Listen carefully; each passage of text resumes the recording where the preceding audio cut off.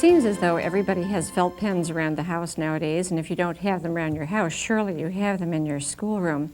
And there are a great many different kinds of felt pens. We're going to be working in felt pens today in our lessons, and I'd like to show you some of the different kinds of felt pens that we have. First of all, we have these felt pens right here, which are very, very common and wonderful to use. And felt pens, by the way, are not terribly expensive. Then we have some felt pens that look like this. Felt pens that come in different shapes and colors and sizes. And the kind of felt pens that we're going to be using today are all these different felt pens. But actually, you don't need quite as many as that. You can go with just this particular type of box of felt pens for your first lesson. Besides having white paper and a box of felt pens, you're also going to need some scratch paper. Because let me show you something funny that happens with these felt pens. Before you plan your picture, you should know this. Let's take the blue felt pen for example. That looks like a light blue, doesn't it? Well, when you actually take the top off and you work with this blue felt pen, it comes out to a very bright blue, something that I call almost a medium blue. It's not dark, but it's awfully, awfully bright. It's not the pale color that you think it is. So you really need to take a piece of scratch paper and practice with these colors and practice your strokes. Do you want strokes like this that overlap? We're going to be using lots of those in our first lesson. Do you want to make a thin line, a short fat line, a wavy line? So you need to take a box of felt pens and practice actually with them to see what happens with the colors and the lines before you actually begin. Right now we're going to start on our first lesson. You will be drawing the lesson with a regular classroom pencil, but because I'm afraid that won't show up, I'm going to draw with a black felt pen. Please don't you draw with the black felt pen. I'll just draw with it. Now you use your pencil. Now everybody can draw a triangle, right? And rectangles. And I don't think that I've ever found anybody that couldn't. So we're going to start today on our first felt pen lesson by drawing a sailboat. And luckily, sailboat sails are basically triangles that have been pushed out of shape a little bit so it looks as though the wind is in them.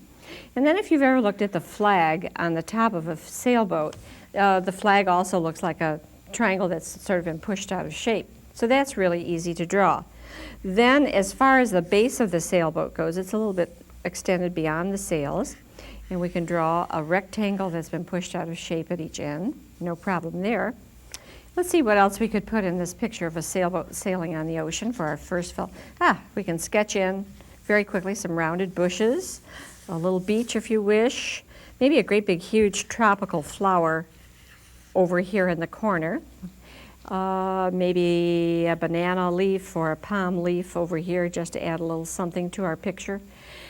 Perhaps a great big hibiscus up here in the corner. So all of these things seem close to us while the sailboat is farther back. And farthest back of all would be the horizon line where the ocean meets the sky. Now that didn't take me very long at all. Remember, you're going to do this part of the drawing in what? You're going to draw it in pencil. I did it in ink. Now, we're going to take our felt pens and let's find out what's unique about these. This type of felt pen, which I like a whole lot, has a wedge-shaped point. And because it does, when you lay down the color, and we're going to use every color of the rainbow on the sail, you get a lovely line, and where it overlaps a tiny bit, you notice that you get a very, very thin shading of a line. So when you get finished, not only do you have it colored, but you also have this overlapping, which provides sort of a pattern. You can also take your, you'll hear me say brush because you almost paint with the watercolor felt pen. But you can go ahead now, and once you've done your sketch of the sailboat, take your felt pens, use every color that you can think of, use nice broad stripes. So again, you can see that there is a pattern established here beginning to show when you overlap these colors. Now, I don't want to take too long with this, so what I'm going to do is put my finished picture aside. You can keep on working, and I'm going to go to the next step. You can always put your video on pause if you wish. Here's the first step that you now have completed probably, and that I have completed also. Notice that I've left a few white spots here. You can always take your pen and go back and cover them up if you don't want those showing. And notice right here, I've gone outside with the red a little bit. Well, since you're going to finish up with a black pen at the very end, you can go over little things like that that have gone the outside and you won't even notice it. But let's now talk about using our pens in a different way. We're going to use, instead of in a flat stroke going right across the paper, we're going to take our pen and we're going to use it, you could call it sort of in a scribbly fashion. You could say sort of in a rounded stroke fashion. And we're going to make this bush over here. Sails are flat, so they deserve a flat stroke. Bushes are rounded, so they deserve a rounded stroke. You can even go back in with another type of green and add a little bit of rounded stroke like this. Now let's go over here to the palm leaves. Now the palm leaves, on the other hand, would take a flat stroke again, but they would curve down, down, down like this and try to overlap a tiny bit so that you get that pattern, and down, down, down, or up and out, depending which way they're going. And you see that those palm leaves look very nice indeed because you followed the shape of them. What about the flowers? Well, let's take a pen that is perhaps very light, and perhaps up here we might want to start with a squiggle in the center. But again, let's go down, down, down, and out, out, out, using your felt pen in this fashion to make the flowers. Now you notice that I've left some white in between. That's perfectly all right. It's just like doing a watercolor. Sometimes you add white or leave white for sparkle. Your flowers can be any color that you wish, of course, since they're tropical flowers, or we think that they are. You probably want to make them very bright, but try using your strokes in this radiating fashion coming out from the center. Now, when it comes to the ocean and the sky, this is where we might do some mixing.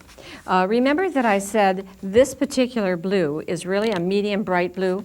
Well, you could use it for the ocean. It would make your sails show up very well. Notice that I'm using a different stroke there. These are going to be longer. You can actually use it for drawing because around the sailboat itself you might leave some white spots where the waves are sort of crashing against the bow. You might have a little white space out here like this. The nice part is that you can also blend. For instance, if this blue is not what you think an ocean should look like, use your dark blue. We'll just pull out the dark blue in a moment. And what we will do, there's a little bit of a overage there, and I can do that. And the big thing is not to get hung up on what you might think is an error. It's not an error at all. It's just something that makes your picture look like your very own. Let's say that you want to add something to that ocean, and you say, well, that doesn't look the way I want it exactly. You can go back and add a few dark blue lines wherever you think that that's necessary. You can add a few green lines because, you know, nothing is ever just one color. And certainly the ocean, if you've studied it, shades from dark blue to light green. There's even some purple occasionally in the ocean. If you pick up the wrong pen, go back and blend over it, and just go ahead and finish up your ocean, and we'll talk about how to do the sky color in just a moment. If you're finding that this is going too fast for you, put your VCR on pause or even on stop. Probably pause is the best thing. And watch what's happening and take your time to catch up. But what I'm going to do right now is to continue with this picture and finish it up very quickly. Down here where we might have some sand or a beach, doesn't look very exciting at that, but we want all the excitement in our boat, really. You can start to blend there too. You can take yellow for the undercolor. You can take some orange and blend it in. And because brown in this set especially gets a little dark, we don't want too much heavy brown in there, but you can streak some in. So we've used our brush, yes, our pen's very differently in this picture. We've gone stroke, stroke, stroke, which was fairly careful. We've done rounded sort of scribbly strokes, radiating out strokes. Now we've got long, thin strokes with some blending. And now we come to the sky. You know, you can use all different colors for the sky. I have seen this done with a gray sky, looking as though the sailboat is hurrying on home. I have seen it done with a dark blue. I'm going to use a lighter blue right now, and even though this looks like the light blue pen in there, it's not exactly. You might, though sky's lines are usually horizontal, you can just take your pen and come down the center that way. But don't feel that you have to use this particular shade of blue just because I am. Now there are people who like to fill in their sky solidly. Some people like to put in clouds. Some people like to put in birds. I find that those are fun. And you can put in birds that are close to the boat and make them smaller and make birds that are farther away from the boat. You can almost use the painting that you're doing with your pen in this fashion. You can have light strokes here. This looks rather solid and close to you. The sky is sort of fading back. You know, no matter how many times I've taught this lesson, I've found that people, when it comes to doing it, use their own method. And so, even though I've shown you the types of strokes, that's not to say that you won't invent or do automatically a stroke that you like even better. And your color combinations will be different too. So you go ahead and finish up your picture, and in just a second what I'm going to do is show you some other student work of this and show you how different it is. Now, every time that you use your felt pen in a different way and use a different stroke, you're going to get a different feeling to your picture.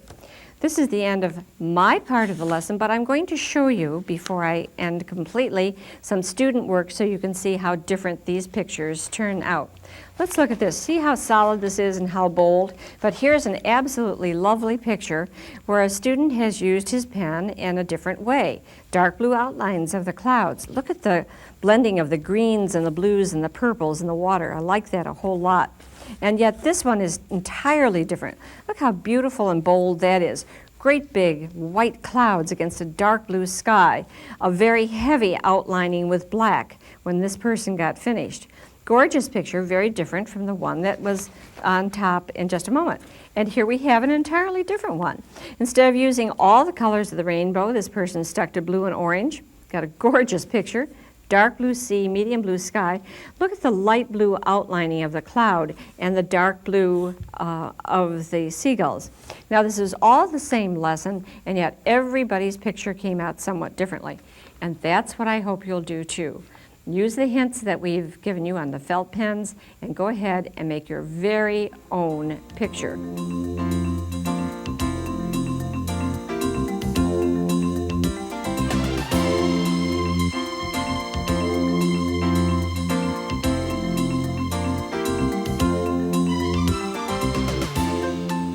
We're going to have a lot of fun with felt pens in this particular lesson. We're going to use these felt pens, though you can use any felt pens that you have around your classroom or around your house. These just happen to be the ones that I'm working with. They have that nice broad chiseled point. And today we're going to do something that everybody loves to do, and that's draw and paint with the felt pens a dinosaur. I'd like to show you some of these dinosaur pictures that my students have done first to show you the ways in which they have used the felt pens. This particular dinosaur, they've used the lizard-like color of green, but underneath I notice they have flesh, they have yellow, and then they put 2 or 3 shades of green on top. And what a brilliant idea for this particular student to use a yellow sky. It gives a very uneasy feeling to this picture. And look at this wonderful blue cloud in the yellow sky. I didn't teach the lesson that way, but because each person is an individual, that's the way this particular student saw the dinosaur picture.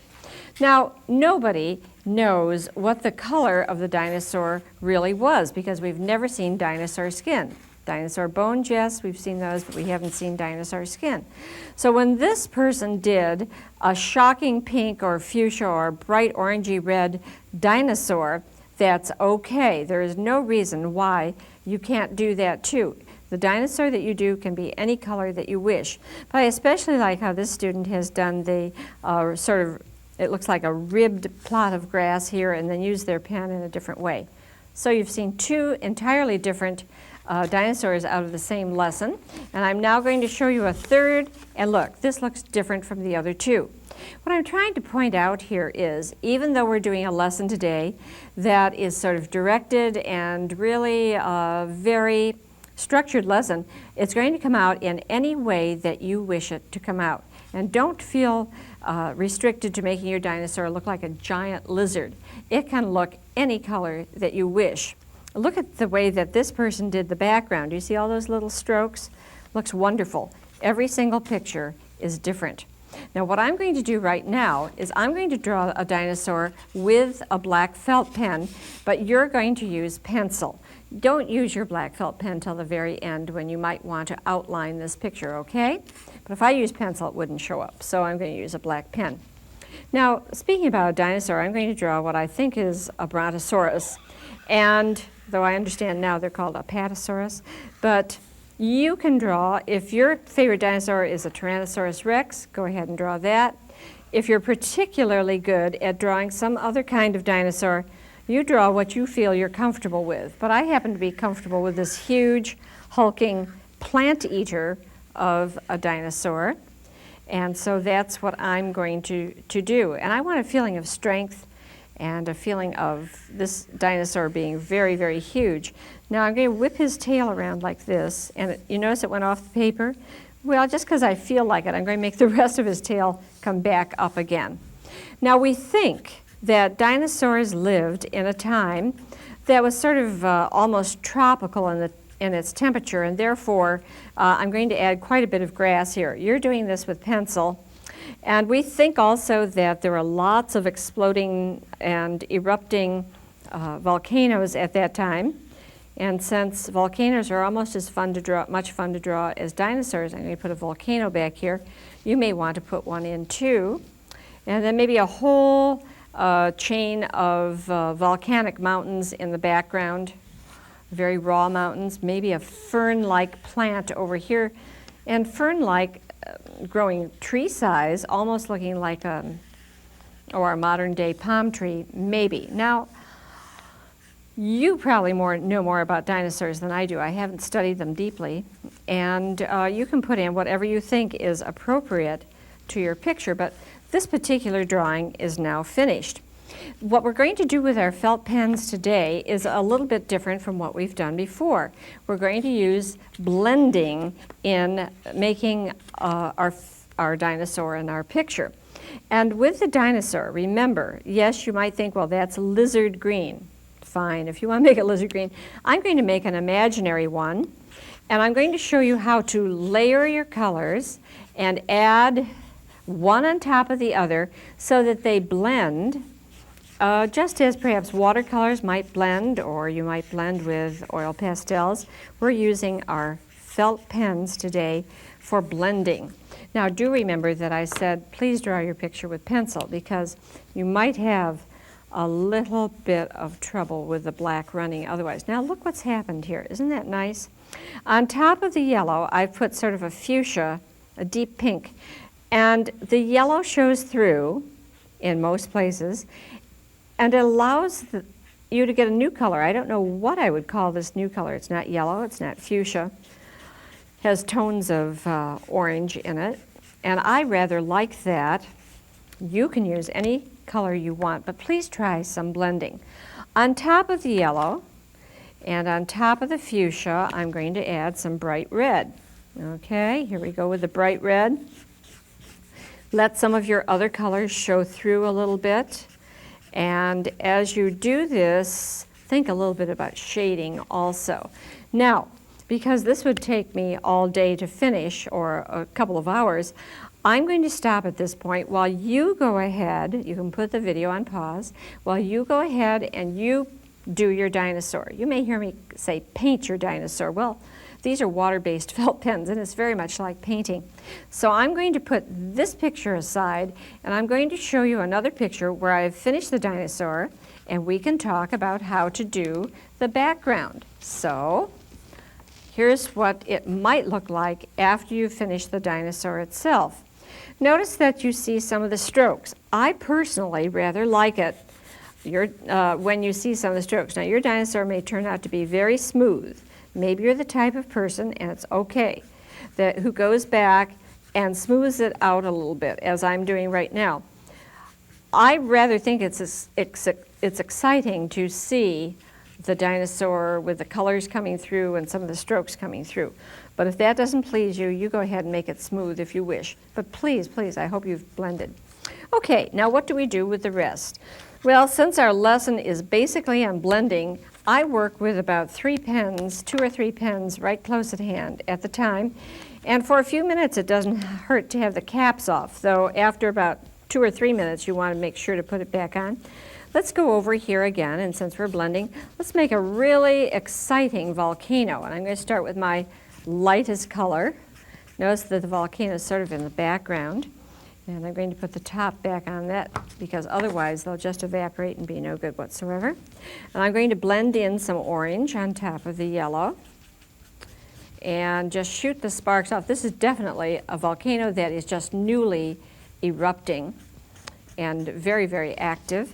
And put the cap back on, and let's go then and blend in some red. Now you notice what has happened because of the shape of my strokes and because of the color that I'm using here. You get a very big bang. You get a very big feeling of excitement in that particular corner of your picture where that's erupting. Now that might detract from the main subject of your dinosaur a tiny bit, but we're going to cool this picture down a little bit while blending. Here we've used long, fairly smooth strokes. Here we've used medium-sized, exciting strokes. And for your grass, you can use this sort of choppy stroke. And again, we're going to blend. While the grass is going to turn out to be quite green, underneath, to sort of give a feeling of sunlight, I'm going to put some yellow underneath and then go over it with different kinds of green. Now you may say, well, gee, you're working awfully fast. I happen to work that way. If you want to work slower, you go right ahead. What I'm trying to achieve here is a feeling of excitement. This doesn't look like it's going to be very dangerous so far, even though I would feel danger in this setting. Maybe you don't, but let's add on top of the yellow a little green. You go at your own rate. If you want to work slowly, just work slowly. Either turn off the video or put it on hold or pause and go ahead and do your blending. Well, I'm working very, very quickly here. And remember, you don't want to put in those black strokes until the end. Now notice what I'm getting. I'm getting a feeling of tall grass here, and that's exactly what I want to get. Remember that the Brontosaurus, or the Apatosaurus as he's now called, was an herbivore, didn't eat meat, unlike the Tyrannosaurus rex. If you have a Tyrannosaurus rex, you've got a meat eater there. But I want to get a feeling of that lush, tall grass. Certainly, this Brontosaurus might eat grass, weeds, ferns, whatever. And notice that some of the yellow, some of the light green is showing through. And you have a feeling that he's really standing in that. If I draw on every part of his feet and the whole dinosaur very carefully, you wouldn't get that feeling that you get by using this kind of stroke. What is a shadow? Well, let's say underneath this dinosaur there would definitely be a shadow, so why not blend in some dark blue? And not only does it make the tail of the dinosaur show up, and this, ooh, I like that. I like the blue when it goes over the red like that, don't you? So that's why you want to experiment and try different things. I was trying to get shadow, but what I'm getting is something that looks very, very good and very nice. You don't want it to look too even. Just put in a few strokes like that. Okay, now, while you're doing that, I'm going to go ahead and I'm going to finish this picture by putting in maybe the bark of the tree, Blending is the name of the lesson today, so I would not just put in brown. I'd put some yellow and maybe orange underneath. And then I'd come, yes, it definitely needs to show up. When I get around to putting the black outline on, I can show some crisscrosses. And here's a different stroke, sort of more careful. And it's a down, down, down, because the leaves are hanging down here of this perhaps fern. All right?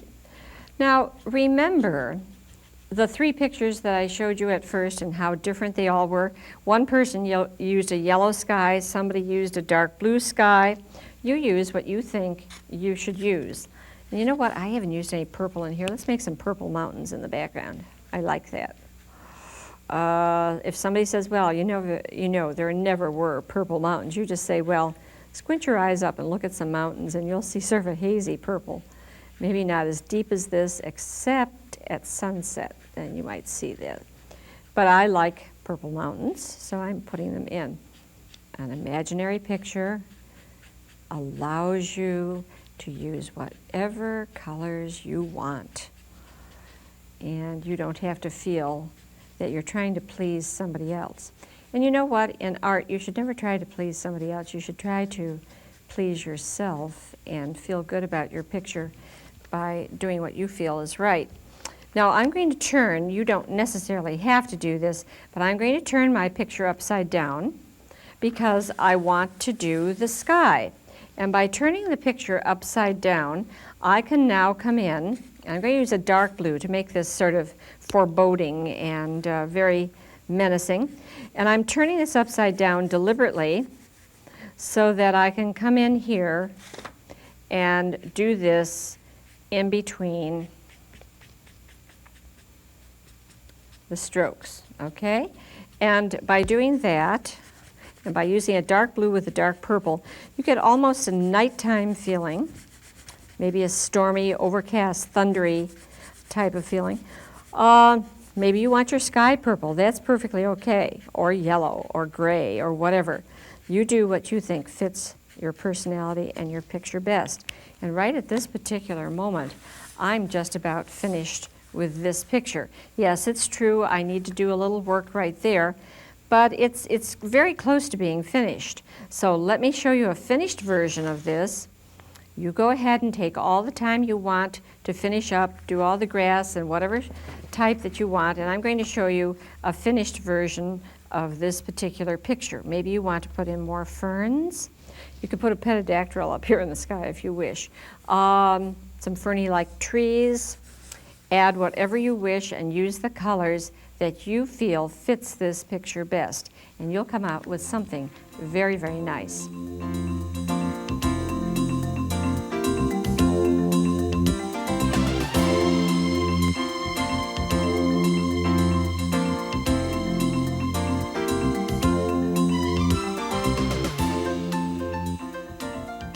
Working with felt pens, of course, as I've said before, you want to always have a pad of paper or a piece of paper beside you where you can try out the strokes that you want to use and actually find out if the colors are true and what you want. Notice that I'm using a different kind of felt pen from the kind I've used before. I just wanted to demonstrate to you that there are other felt pens out there, and sometimes they're very nice indeed. I would try water-based pens if I were you, because they're a little bit easier to work with and they don't have an odor that bothers you. Today I thought that we'd do another fun lesson that has to do with something that you see happening all over the United States no matter where you live, and that is hot air ballooning. It seems no matter what state I've been in recently or what area of any state, I have seen hot air balloons all over this country. So let's look at a hot air balloon picture that was done by a student, and we're going to do hot air balloons with our felt pens today. I really like this. I think that this student has a lot of things going on here. These balloons feel like they're just rising and very close to you. This balloon has taken off a little bit further, and you can see how the child in this particular picture is enjoying himself and pointing down there and probably saying, oh, look at that little village and look at those trees. Don't they look like toy houses and trees? So today we're going to use our felt pens to make a hot air balloon picture. Now, when you do the drawing, please use pencil. I'm going to use a black felt pen so that you can see very carefully. An important part of the balloon is what is called the gondola. And the gondola is actually a wicker basket. I'm going to draw some squares that have been rounded off. They do not have to be perfect. And usually the gondola or basket has sort of a leather, soft leather bumper on the top. And these are made of wicker. And the people sit in the gondola. The propane tank is here somewhere. And the hot air rises up and goes into the balloon. We're going to show a balloon right here that has just taken off, but it has risen and it's going to go off the top of your paper. What we want to talk today is a little bit about placement, about composition, as well as about using the felt pens. And this feeling of rising off the top of your paper is going to make your picture lots of fun. Now, one of the things that you need to realize is that hot air balloons today sometimes have words on it, like advertising for a restaurant, or sometimes they have really wild designs. That's going to be the fun part of this, is in making whatever design you think is possible. Now, naturally, you don't want an empty gondola going up there in the sky or an empty basket. And people always worry about how to draw people. Well, first of all, I'm going to draw a child because I think children probably would have twice as much fun as a grown-up, though grown-ups certainly have a lot of fun. And I merely drew a circle. And I'm going to draw a little rectangle for his t-shirted arm, and maybe he's pointing down there. Look down there, he's saying. There's Mom and Dad. There's our car. There's our town, whatever. And probably, with the other hand, he's holding on to something in here for dear life. I certainly would. If you want the eyes to look like they're going down, just make your circles down about here. Perhaps the person has a smile on. And that's all you have to do. That wasn't hard. Perhaps over there, here his friend is also in the balloon. There can be up to be 4 or 5 people in the balloon, or the gondola, and holding on for dear life down here perhaps has some sort of a t-shirt or whatever on. You can make a circular face and be pointing down with sort of a rectangular arm, which I've made rather skinny, but if you're drawing with pencil, that won't bother you. Now, let's think about the guy lines, or the lines that hold on. Some will come behind, some will come in front of. And there you've got your first balloon. Let's get a balloon that's very, very close to you. Maybe it's just rising off the ground. And let's just show part of it over there. They have sort of a vent or a circle in there. Almost all these balloons are ribbed, and ribbing means that they have these long curving lines that curve like the balloon. Now, many balloons are striped these days, so you could have stripes. You could have polka dots. You can make any design you wish. And I'm not going to take a long time drawing these designs. In fact, I'm not even going to finish that part so that we can go on with our picture. Maybe there's another balloon farther away. If you want to show the whole thing, this balloon could have drifted quite far. And again, you can make your own design on it. And you might not see the people because this might be a mile off by now. It's drifted a long way off. And perhaps you want to show one more huge balloon that is right close to you. And again, go ahead and make your designs. Now, at this particular point, you will switch from your drawing to beginning to blend your colors and beginning to do your balloon. For some reason or other, I usually start with the gondola, and I'm going to do that today, but you don't have to. If you're so excited that you want to do the balloon and the patterns and so forth, go ahead and do that. Let me show you one thing you can do with blending. I want this to end up to look like wicker. And wicker is sort of a brownish color. You know wicker, it's got a crisscross pattern in it. Somebody in your house or somebody somewhere has wicker. And notice that I'm sort of mixing my pens at this particular moment. I can even bring in a pen that's skinny. There's no rule that says if you've got 10 different types of pens in your schoolroom or at your house, mix them. Go ahead and just mix these pens right in. You can do that. And then you can overlap and layer and let some of that show through. You can use another kind of pen if you happen to have it. Now don't feel compelled to go out and buy lots of different types of pens. What you can do, and if you find it doesn't come out too darkly because somebody has used it up, you can just switch back to another. Here's one more type of pen that I just happen to have. As I say, don't feel that compelled to go out and buy a lot of pens. It's hard not to once you get started because you'll love felt pens so much.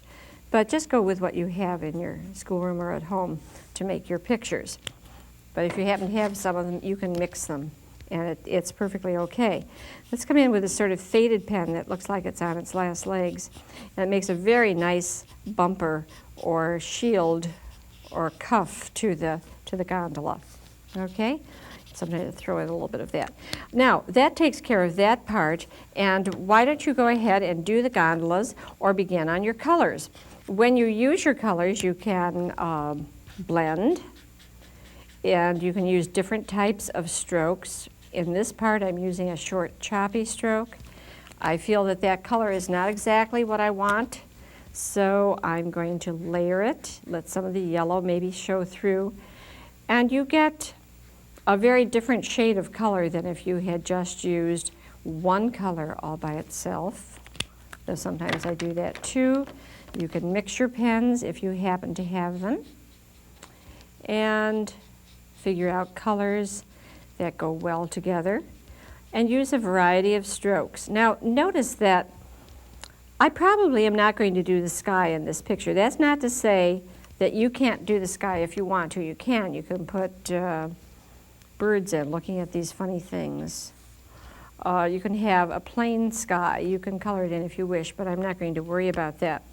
Some people say, well, what's flesh color?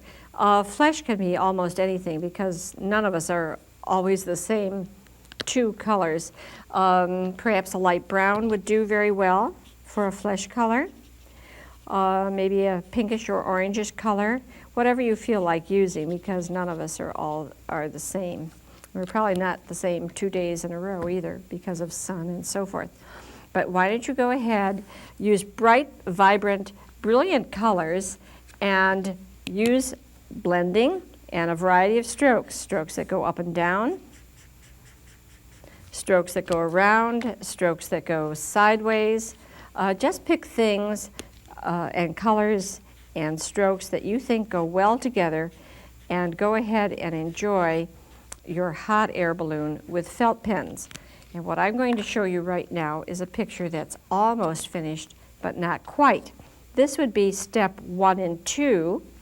And here comes a picture that is about in step 3. It's just slightly more advanced than the other one, perhaps, and it's slightly different from the one that you saw before.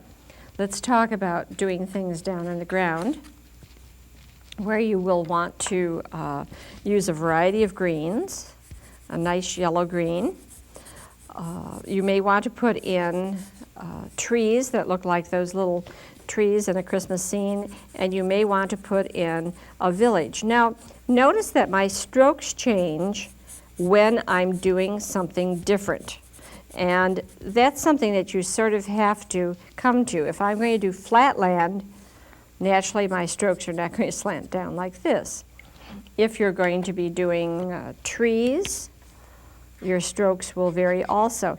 And oddly enough, because we're working with water-based pens, these strokes will show up and be very interesting. So don't neglect perhaps having a little village or a little town underneath, maybe a van going around and following it. Now, let's take a look at what might be a finished picture. This is very complicated indeed, and yours doesn't have to be that complicated. But when you get finished, you will have bright, vibrant colors.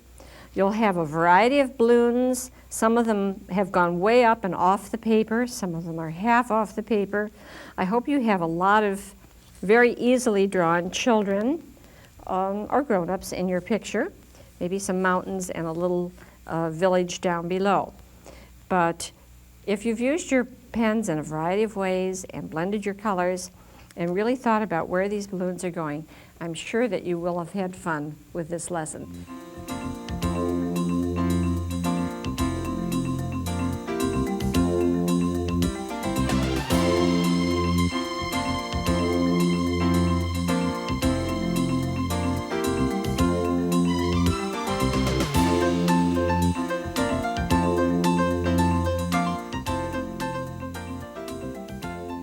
In this particular lesson, we're going to be using a special kind of pen. You don't have to have this wide a variety of colors. You can get a set of 6, a set of 8, a set of 12. I happen to have these here because I do like to work with a wide variety, but you don't have to. But I do want to sort of warn you about these pens. There are a whole lot of different types. And the type that is so important is the type to have that has a medium point. The fine point you can use, but it will drive you wild because it is a little bit too fine. This medium point is just right. All right, the type of lesson that we're going to do today is in the style of a very famous Impressionist artist called Vincent van Gogh. Vincent van Gogh had a style that was just very identifiably his own. And so we're going to do a picture sort of like in the south of France with felt pens. He used oil paints. Let me show you a variety of student pictures first of all. This is a 3rd grade picture right here. Here we have also another 3rd grade picture so that you can see how these students used their pens in the style of Vincent van Gogh. Here are some Vincent van Gogh type pictures with felt pens at a different age level. Each one is different. Let me just give you a look at each one. Look at how this bright pink goes so well with the orange and with the dark blue down here. Notice how this one has a variety of shades like greens and oranges and yellows and reds, a mixture of colors, and that's what we're going to try to get. The sky is not just blue, it's a bright pink, it's a fuchsia, there's purple, there's yellow in there. Looks absolutely wonderful, and so does this. And this sky is not just plain colored, this has about 5 or 6 different colors in that field. So we're going to do a scene in the south of France. I think it could be an area called Provence.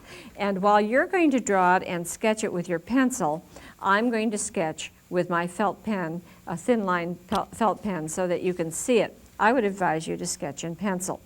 Now we're going to do a variety of fields. We're going to do a house that might be in Provence. It's so easy to do. Let's put a tree that looks sort of like this because that's very much a Mediterranean type tree. And let's just put in very simple roof. And this is a large, tall, rectangular house, and the windows might be very rectangular like that. So that was really easy to draw. Now within this picture we might have a field on a hill that's very close to the house. You can draw a line, something like this. It does not have to be exact, doesn't have to look exactly like mine. And that field might just separate itself into bands of color, and there might be another field perhaps here, maybe one here, perhaps a slanty little hill, whatever. But this divides your picture up very, very nicely and offers us the opportunity to show that grass is not just green, wheat is not just yellow, that fields look different in different areas. You can, if you want to, put sort of a curlicue tree over here like this, so that in a moment it'll give us the opportunity to show some shading. And we're ready to begin. Your drawing didn't take you very long. It's extremely simple, and it's the background for our picture.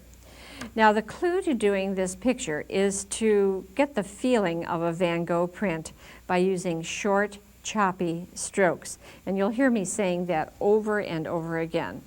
Now the house can be any color that you wish. I'm going to use this sort of light peach color. And notice that I'm doing my short, choppy strokes, and I'm leaving in between some white. And I'm not working too slowly right here. The idea behind the Impressionists was that when you paint outdoors, everything is never one color. There are a variety of colors within any one color. So this house, which in truth might have looked like sort of adobe, or it might have been sort of a light brown or a light tan, has so far a peach, a light orange. I'm going to take another color right now and put maybe some shading right here under the eaves. Put another color in. Grass, for example, is never all one color.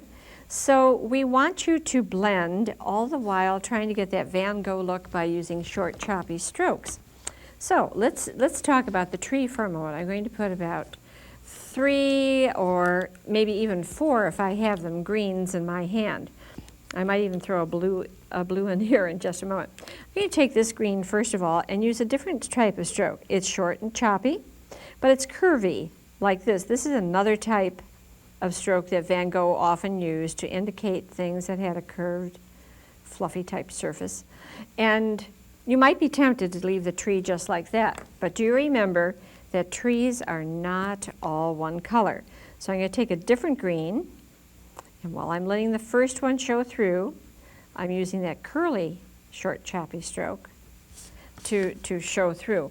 I think that it might be fun to throw some blue in there too, because green trees might have some blue in as well. I could go on and on. I could put yellow in the tree. I could put all sorts of things, but I think that that's enough for now. You notice that I haven't done the roof of the house yet, and I'm only going to do it partially. You can go ahead. Probably, if this is in truth the south of France, it would be a tile roof. It might be red, but I'm starting with orange. What kind of stroke am I using? Right, short, choppy stroke. That also gives you that feeling that it's made up of tile. As the shape of the roof changes a little bit, you're going to change your strokes a little bit. Perfectly okay to leave some white in between. Now I'm going to blend, or actually I'm putting these colors next to each other, and I'm putting the red next to the orange in here, and I'm going to get a bright red tile roof. And if you sort of half squint your eyes, the few strokes of white that I'm leaving there make it look very much like tile, and I've blended the colors. Now, because I want to show you the real feeling of Van Gogh, I'm taking about 3 yellows and a type of orange, and I'm going to begin to do a field of maybe, I don't know, it could be wheat, it could be grass that's been burned off. I'm going to use this stroke. Remember we said grass or wheat or whatever you're doing is never all one color. It's the impression of that color. So if we say to ourselves, well, I really want a field that looks yellow, well, put a lot of yellow in it, but then either go to a different shade of yellow and add that. And what else might be in that field? Well, certainly there might be some flecks of orange. Carry it from here down to here and put some flecks of orange in there. Notice that I'm not going all the way across at this point. With this short choppy stroke, it's so important to get so many different colors in there that I have a tendency to work on one section at a time and then carry it across. And of course, I'm not going to be able to finish this picture on video because I'll tell you, this is probably one of the longest lessons you've ever done. It may take 2 or 3 days. Anytime you really get tired of it, you should put it down and go back and finish it some other time, because it does take a long time, but I'll tell you, once you get started on this, you'll hate to stop, probably, because it's so much fun to do. Now, I noticed that I don't have any cool colors in there, like blues or greens, but it's all right, and you could come in and occasionally you could put, maybe it begins to shade a little bit down here and change a little bit. You can put some blues in there if you wish, but look at the overall effect. 3 or 4 yellows, some yellow ochres, you could put in a little bit of light brown, you don't want to get too dark here. Occasionally you could put in a stroke of that. And you get the feeling of that field while not the exact representation of it. And that's what you want to get, is the feeling. Now let me just start down here a ways before I jump around, and you'll want to start too. Maybe this is a field with iris in it. Van Gogh was big on painting iris. And we do want to get a feeling of that bright noonday sun. So I'm using some of the light purple and some of the darker. Aha, doesn't that look nice? Right away you get that contrast, short choppy strokes. And these choppy strokes are a little bit different from the others, and you'll find yourself doing that. You'll find yourself varying your stroke. And go ahead and mix in those colors. Let's throw in a little blue. Again, you might say, oh, why are we doing that? That field, when I looked at it, looked like it was solid purple with flowers. Uh-huh. But if you squint your eyes and look at it carefully, it doesn't look solid purple. You'll see blue shadows, pieces of green grass. So let's put a little green in there. You'll see all sorts of things in a field that, from a distance, gives you a feeling of all one color. And I do want to demonstrate green for you right now. I think I'll go into the greens for this reason. People have a tendency to take this and they'll say, there's a grassy field, that's it. Well, if you look very, very closely, that might be it in the bright sunlight. But again, that green might have some yellow in between. Short choppy strokes. It might have some mossy green, a darker green. Now that begins to look more like a field of grass. So if you just take your pen, as you used to take your crayons probably when you were little, and make everything green, just go across here and say, well, here's my green grassy field. Well, yeah, you'll have a green grassy field, but it's much more interesting to do it in the manner of the Impressionists, in the manner of Van Gogh, who said, there is every color of rainbow somewhere in that green, and immediately begins to look much, much more attractive and much more vibrant. You get light in it, and the Impressionists were really, really big on getting light and fresh sunlight and open air into their picture. Now you notice that I've used the short choppy stroke in lots of different ways. You can even use it horizontally if you wish. You can take whatever color it is that you decide to do for the sky, and again, the sky might not be all one color. It might seem to be sort of this aquamarine, but within that you might have another kind of blue, but you might use those short choppy strokes with a horizontal fashion. Now this picture is going to take you a long time to do, so I'm going to let you go ahead on your own at this particular point. You could, if you wished, you could go ahead and put the video on pause. You can look at it more closely. What I'm going to do is take another picture that is partially finished that I've worked more on, and then I'm going to show you how to finish up the picture. All right, now, here's a partially finished picture. Maybe you're at this stage right now. Maybe you need to go back and put a few more fields in. Let's see how I've made this picture interesting. I've used oranges and yellows up there and a little bit of an off yellow here. Practically every color of the rainbow is in that field. And again, lots of different colors are there. Many colors are there. And I've come down here because the tree would be casting some shadow. I put a lot of blue, a lot of dark blue right here in this field of what looks like green grass. There's also orange and red flowers in here, a little yellow. But closer to the tree, and where the tree is casting a shadow, there's very definitely a lot of dark blue and dark green. Okay, that gives you the feeling of a shadow cast here, a little shadow cast there. And how are we going to finish this up? Well, again, I think because green and grass is the hardest thing to do because you have that preconceived idea. I'm going to take the pen. They can be short, choppy strokes, very short, medium. Show some of the white in between. And go ahead and work perhaps on another part of this broken color picture. And I'm just going to finish up rather fast. There's no rule that says you have to finish as fast as I do. Okay, now what's wrong with this little piece of field I've just done? Well, if in truth we're using that idea of Van Gogh, this is all one color, and that sure enough does not give us the feeling of an Impressionist painting. And so we're going to add just whatever we wish and feel like to get sunlight in there. There goes a little yellow-orange. Here goes a little bit of bright orange. Aha, that picks it up right away. What about that green? We've only used one green. Oh dear. So let's go in and use a couple of different greens. Changes it right away, doesn't it? And You can put purple in the field, red.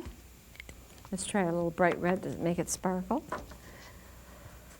And you can go ahead and finish up your picture. Notice that I did the sky practically all in one color. What you can't see probably too well is I did sneak a little bit of lavender in there to get a feeling of a sunny day.